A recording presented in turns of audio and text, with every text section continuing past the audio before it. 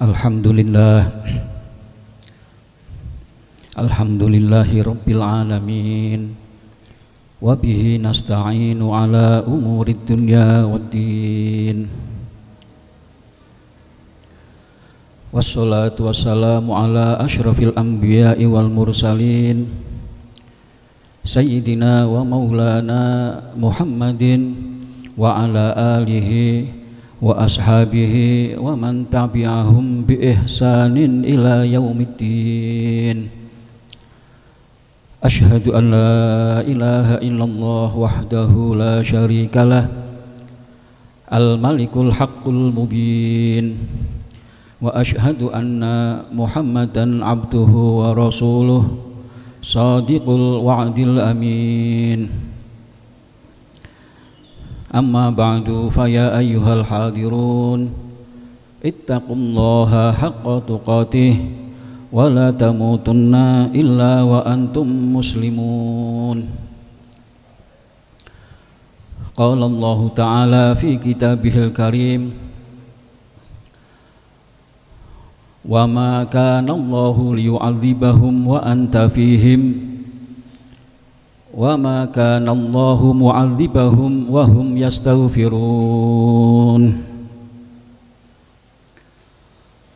Hadirin jamaah Jumat rahimakumullah, pertama-tama marilah kita panjatkan syukur alhamdulillahirabbil alamin, yang mana pada hari ini telah memberikan kesehatan, kesempatan dan kemauan kepada kita untuk bersama-sama menghadiri jamaah sholat Jum'ah yang mulia.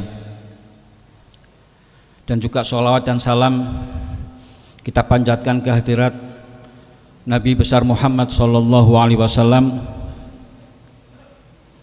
yang telah mengajarkan dan memberikan keteladanan kepada kita bagaimana bersyukur dengan sebaik-baiknya kepada Allah SWT, dengan syukur yang bisa menambahkan nikmat yang diberikan kepada Allah kepada kita dengan sebesar-besarnya.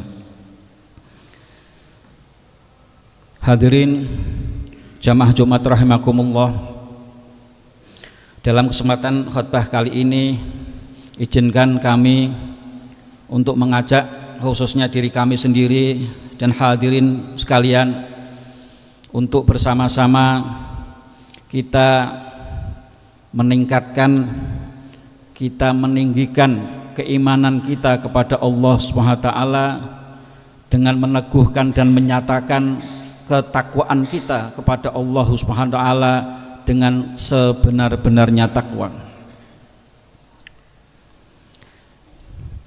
yaitu dengan meningkatkan kualitas kita di dalam menjalankan perintah-perintah Allah dan meninggalkan, menjauhi segala larangan-larangan Allah. Perintah dan larangan Allah ini ada yang bersifat umum, generik, untuk semua umat manusia, semua umat yang beriman. Tetapi juga ada yang spesifik khusus untuk pribadi-pribadi. Rukun iman, rukun Islam itu adalah perintah yang generik untuk semuanya, semua orang Islam. Tetapi ada perintah-perintah Allah kepada setiap individu yang lebih spesifik terkait dengan tugas kita hidup di dunia ini, baik di dalam kehidupan ekonomi, kehidupan sosial, terkait dengan jalan hidup kita, mata pencaharian kita, profesi kita, status dan kedudukan sosial kita, itu juga semua ada terkandung di dalam perintah-perintah Allah yang spesifik. Oleh karena itu, mari kita menguatkan, meningkatkan kualitas ketakwaan kita ini, baik di dalam hal menjalankan perintah-perintah Allah yang bersifat umum, tapi lebih khusus kita belajar untuk mendengarkan perintah-perintah Allah yang spesifik, individual untuk diri kita masing-masing. Kenapa? Karena sesungguhnya takwa ini adalah mode of becoming, jadi modus menjadi kita. Manusia ini ciptaan Allah, yang berbeda dengan ciptaan yang lain, malaikat, tumbuhan atau binatang yang sudah mempunyai kedudukan yang tertentu ya, maqamim ma'lum ya, yang sudah diketahui sejak awal ya, kedudukan spesifiknya ciptaan itu diketahui awal ya. Binatang kita udah tahu, binatang sejak awal ya, kucing ya akan menjadi kucing seperti itu, pohon akan menjadi seperti pohon seperti itu. Tetapi manusia dan jin itu kedudukan spesifiknya, maqamim maklumnya itu baru diketahui setelah meninggal. Jadi kita belum tahu kita akan menjadi apa, manusia itu akan menjadi orang beriman atau menjadi orang kafir yang bisa masuk ahli surga atau jadi ahli neraka. Kita akan menjadi orang kaya atau orang miskin, orang beruntung atau orang yang rugi. Itu takdir, itu kedudukan kita itu baru diketahui di akhir setelah kita mati. Oleh karena itu Allah memberikan tuntunan bahwa untuk mencapai kedudukan kita yang selamat itu kita mesti mentaati perintah Allah ya. Di dalam Al-Quran Allah berfirman, wa may yattaqillaha yaj'al lahu makhrajan wa yarzuqhu min haitsu la yahtasib wa may yatawakkal 'alallah fahuwa hasbuh innallaha balighu amrih wa qad ja'alallahu likulli syai'in qadrah. Al-ayah. Barang siapa yang bertakwa kepada Allah, maka Allah akan menjadikan baginya jalan keluar dan akan memberikan rezeki kepadanya dengan jalan yang tidak terduga, melalui jalan yang tidak terduga. Dan barang siapa bertawakal kepada Allah, maka Allah akan mencukupi kebutuhannya dan Allah pasti akan menyampaikan manusia itu kepada tujuannya. Allah pasti akan menuntaskan urusannya dan Allah telah menentukan kadar bagi segala sesuatu ya.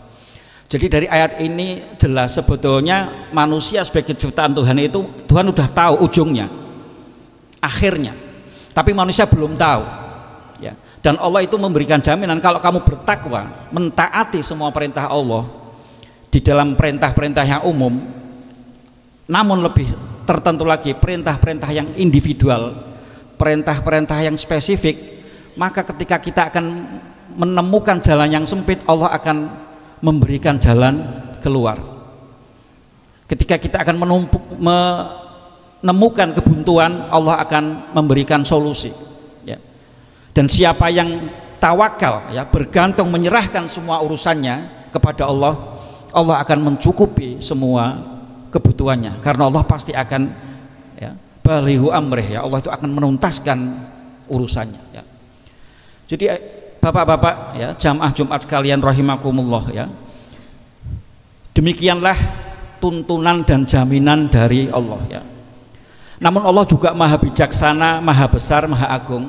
Allah tidak ingin menjadikan manusia ini robot ya. Manusia itu diberikan nafsu, diberikan pikiran, diberikan keinginan, diberikan kemampuan untuk mendengar, melihat segala sesuatu, sehingga manusia itu diharapkan mengikuti perintah Allah dengan sadar, dengan ridho, dengan ikhlas ya. Namun banyak sekali orang yang karena pikirannya, karena hawa nafsunya, karena mungkin apa yang diketahuinya terbatas, atau karena overthinking, atau karena emosi, manusia tidak sempat ketika akan mengambil keputusan, ketika akan menjalankan sesuatu, mendengar dulu perintah Allah, apa yang diperintahkan Allah kepadaku di dalam urusan ini.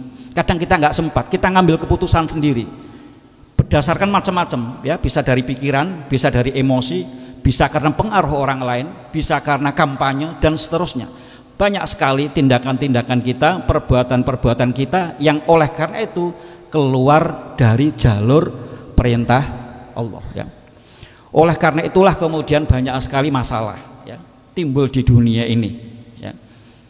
Banyak sekali problem ya, banyak sekali akibat dari masalah-masalah itu sesuatu yang merugikan, sesuatu yang membuat kita cemas, sesuatu yang membuat kita gelisah ya, sesuatu yang membuat kita galau, dan bahkan bisa terjadi peperangan, pertengkaran dan seterusnya, konflik dan ya. Ini semua karena apa yang kita perbuat, apa yang kita lakukan yang dasarnya bukan dari perintah Allah, Itu seringkali yang lahir dari diri ada ilusi. Tapi kalau yang kita lakukan berdasarkan perintah Allah itu hakikat, itu nyata. Tapi yang kalau tindakan kita keluar dari pikiran kita sendiri, itu tindakan itu kadang nonsen ya di hadapan Allah, sehingga ilusi, antara ilusi dan kenyataan campur aduk, delusi, ada duplikasi macam-macam, sehingga banyak orang kemudian tersesat lagi, tidak tahu lagi harus kemana aku melangkah, harus menjadi apa aku ini, dan seterusnya dan seterusnya, baik di tingkat individu dan lebih sulit lagi ketika di tingkat masyarakat, di tingkat negara ya. Ya, banyak ahli yang mengatakan bahwa negara kita ini hari ini telah kepada satu titik di mana kita nggak bisa kembali lagi ke depan. Ketidakpastian menghadang, tapi untuk kembali ke titik awal sudah tidak ada lagi. Dan kadang dalam kehidupan kita sering terjadi hal seperti itu ya.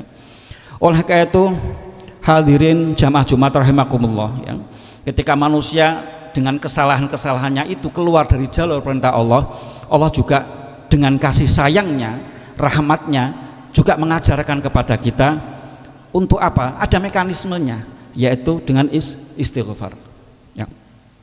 Wa qul tastaghfiru rabbakum innahu kana ghaffara ya, yursilis sama alaikum midrara ya, wa yumditkum bi amwalin wa banin wa yaj'al lakum jannatin wa yaj'al lakum anhar ya. Jadi ketika manusia tersesat, buntu, gelap, sempit ya, gelisah, cemas, kacau gitu, Allah memerintahkan wa qul tastaghfiru, beristighfarlah, memohon ampunlah ya. Ketika karena memohon ampun inilah kemudian Allah mengatakan yursilis sama alaikum midrara ya, Allah akan menurunkan hujan ya, hujan ilmu, hujan kesuburan, hujan kebaikan dan seterusnya ya. Dan juga akan memberi anugerah kepadamu ya, dengan harta benda, dengan keturunan-keturunan yang soleh, dengan kebun-kebun ya, dengan sungai-sungai dan seterusnya ya. Itu adalah jalan keluar ya. Diriwayatkan ya, Imam Al-Hasan itu pernah didatangi beberapa orang ya. Pertama ada orang yang mengeluh, mengadukan kesulitan ekonominya.